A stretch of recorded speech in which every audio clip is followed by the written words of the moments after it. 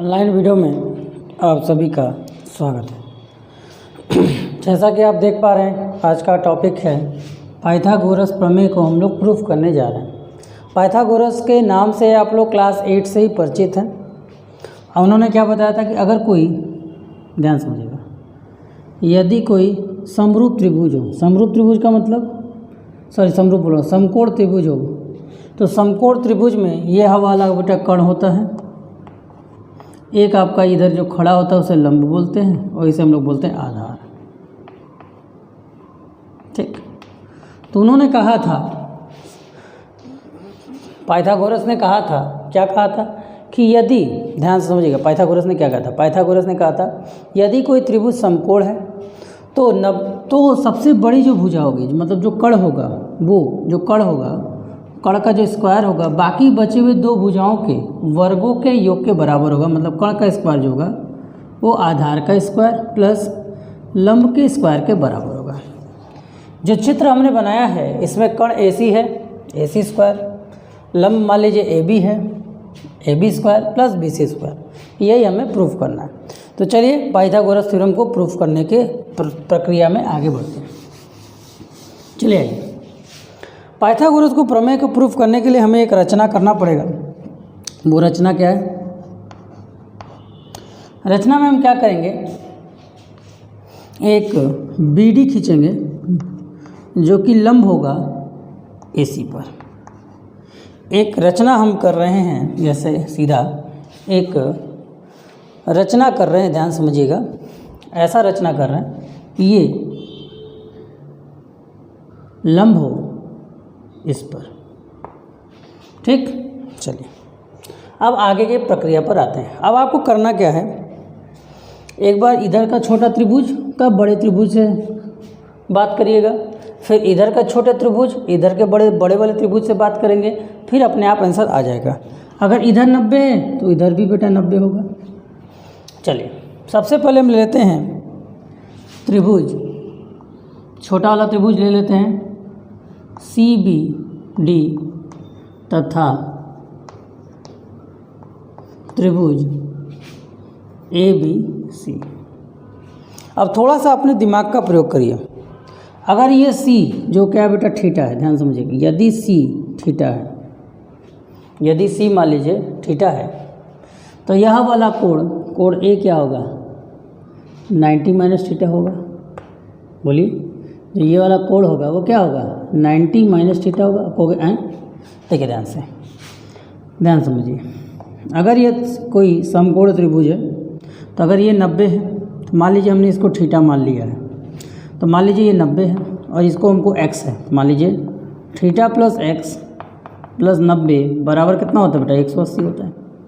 जब आप इसको सॉल्व करोगे तो x का मान कितना हो जाएगा बेटा, 180, थीटा उधर जाके 90 हो जाएगा माइनस, थीटा उधर जाके माइनस, क्या हो गया, कट गया, आया कि नहीं आया। ठीक, तो इसका मतलब ये जो होगा वो क्या होगा, 90 माइनस थीटा हो जाएगा। इसी तरह इसी क्रम में अब देखिए, जिन दो लोगों के बीच में हमको फिगर आउट करना है, उन दोनों फिगर को हम अलग से बना लेते हैं। सबसे पहले हम ABC की बात करें, ABC को बड़े वाले को ले ले रहे हैं, तो ये आपका A है, ये आपका B है, ये आपका C है, जिसमें B आपका यहाँ है और ये आपका C, यहाँ पर ये 90 है, यहाँ पे आपका थीटा है और यहाँ पर आपका 90 माइनस थीटा है। ठीक, फिर जो छोटे वाले त्रिभुज को लिया, छोटे वाले त्रिभुज को भी बना लेते हैं। यहाँ पे हम छोटा वाला त्रिभुज कुछ समथिंग लाइक डैट ऐसे हमने बनाया है, ध्यान समझिए, ये आपका 90 है। देखो बेटा, इस छोटे वाले त्रिभुज और बड़े वाले त्रिभुज में दोनों में ये C जो कोण है वो कॉमन है। मतलब ये जो C, अगर C यहाँ थीटा तो यहाँ पे भी थीटा होगा कि नहीं होगा। अगर ये थीटा है, इसका नाम बेटा D, C और ये आपका बेटा B है ना, तो ये कौन सी, ये कोण कितना होगा, ये आपका होगा बेटा, ये भी 90 माइनस थीटा हो जाएगा। ठीक, चलिए बताने का मेरा मेन रीज़न क्या था अभी हम लोग आपको समझाते हैं।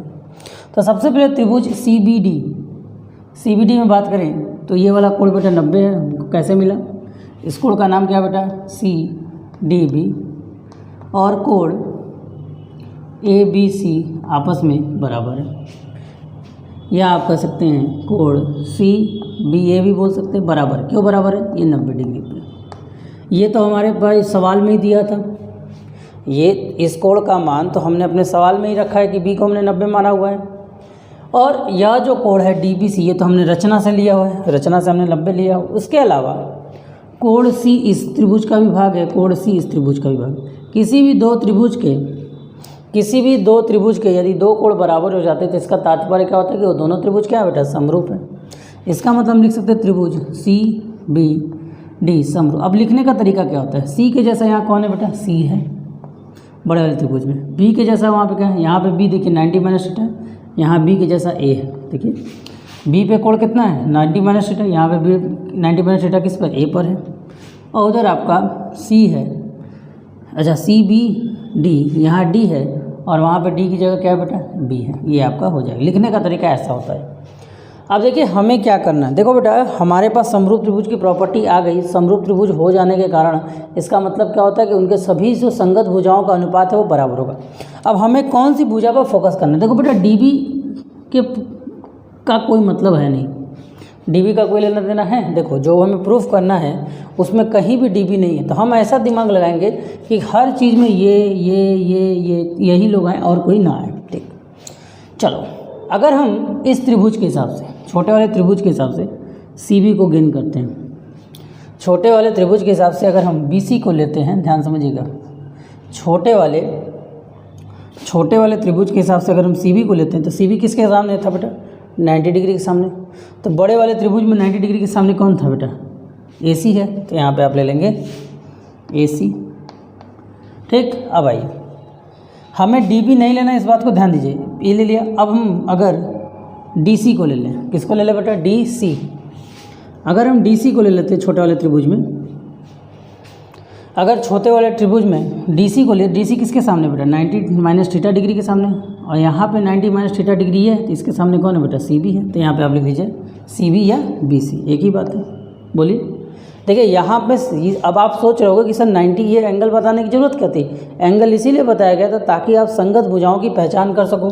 जैसे हमने इसमें क्या लिया, BC लिया, BC 90 के सामने था, तो इसमें 90 के सामने कौन था बेटा, AC था, तो हमने AC ले लिया। अब यहाँ पर हमने बोला कि DB से कोई लेना देना नहीं है, तो अब इस भुजा को लेने के लिए आपने कौन सा डिग्री यूज़ किया, ये डिग्री किसका है, 90 माइनस थीटा का है। तो 90 माइनस थीटा में हमने DC लिया, तो इसमें 90 माइनस थीटा कौन है, ये वाला है, तो इसके सामने वाली भुजा CB हो जाएगी। अब क्रॉस मल्टीप्लिकेशन कर दीजिए तो ये आपको मिल जाएगा BC स्क्वायर बराबर AC इंटू DC।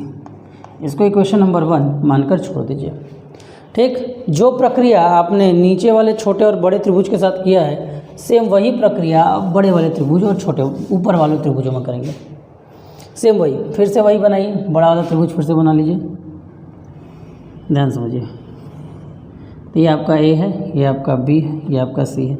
इसको हम ऑलरेडी थीटा ले चुके हैं, ये आपका 90 माइनस, इधर लिख देते हैं, ये आपका 90 माइनस थीटा है और ये आपका बेटा 90 है। इस बार हम ऊपर वाले त्रिभुज को ले रहे हैं, त्रिभुज का नाम लिख दे रहे हैं, त्रिभुज ADB तथा त्रिभुज ABC में। इन दोनों त्रिभुज को हमने ले लिया। अब देखिए उधर वाले त्रिभुज बनाइए,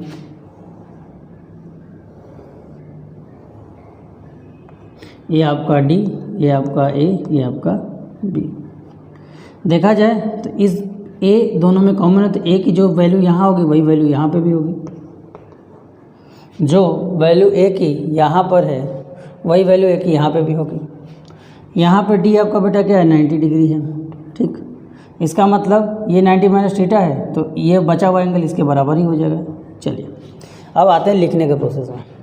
सबसे फर्स्ट ऑफ दोनों में एंगल A कॉमन है, दोनों में, यहाँ पे हमने उभयनिष्ठ लिखना भूल गए, दोनों में एंगल क्या है बेटा, कॉमन है।